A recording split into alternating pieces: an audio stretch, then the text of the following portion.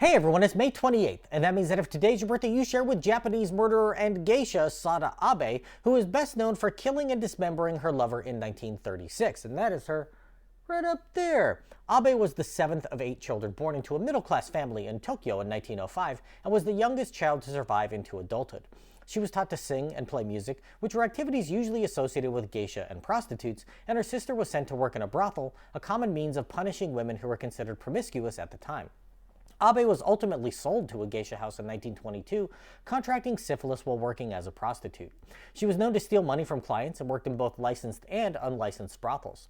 Abe often had relationships with powerful men, but it was rare that one would last more than a few weeks, and one lover recounted, "Even though I am pretty jaded, she was enough to astound me. She wasn't satisfied unless we did it 2, 3, or 4 times a night. To her, it was unacceptable unless I had my hand on her private parts all night long. At first it was great, but after a couple of weeks, I got a little exhausted." Seeking to leave sex work, Abe became an apprentice at a restaurant in 1936, becoming romantically involved with the owner, a known womanizer. The two engaged in a marathon lovemaking session that lasted 2 full weeks spent almost entirely in bed. When he returned to his wife after their tryst, Abe became agitated, feeling jealousy perhaps for the first time in her life. After going to see a play in which a geisha attacks her lover with a knife, she decided to threaten the object of her affections with one at their next meeting. She brought a knife with her when they were together, placing it at the base of his penis during sex, saying that she would make sure he never played around with another woman again. And maybe it's just me, but that's a red flag, right? The two began to experiment with choking one another while making love, and she used her sash to cut off his breathing, with it going so far that one night his face became distorted and would not return to its normal state. He took 30 pills of a sedative and went to sleep, jokingly telling Abe to choke him in his sleep. While he was passed out, Abe wrapped her sash around his neck and strangled him to death, lying next to his dead body for hours. She then severed his genitals with her knife, wrote a note in blood on his corpse, and carved her name into his arm. Yeah, it was a red flag.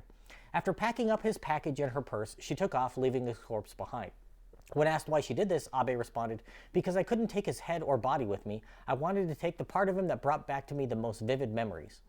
The body was soon discovered, and after a manhunt, she was arrested, becoming a sensation across Japan. The removed rod was put into the Tokyo University Medical School's museum, where it remained on display for years. She was convicted of murder and sentenced to 6 years in prison, and was released in 1941, 5 years to the day after the murder, when Japan was about to expand their role in the Second World War. The record of her arrest and interrogation became a best-selling book in Japan, and she made frequent appearances in media as an expert in sexuality and women's rights, with multiple films being made about her life, including a pornographic biopic called A Woman Called Sada Abe. Abe never again had any legal troubles and disappeared after 1970, so she likely died in obscurity. If this is your birthday, I hope you have a great day. Leave me a comment so I can wish you a happy birthday. If you know someone's birthday it is today, send them the studio. You can find out all about their birthday twin. To Sada Abe, I say happy birthday.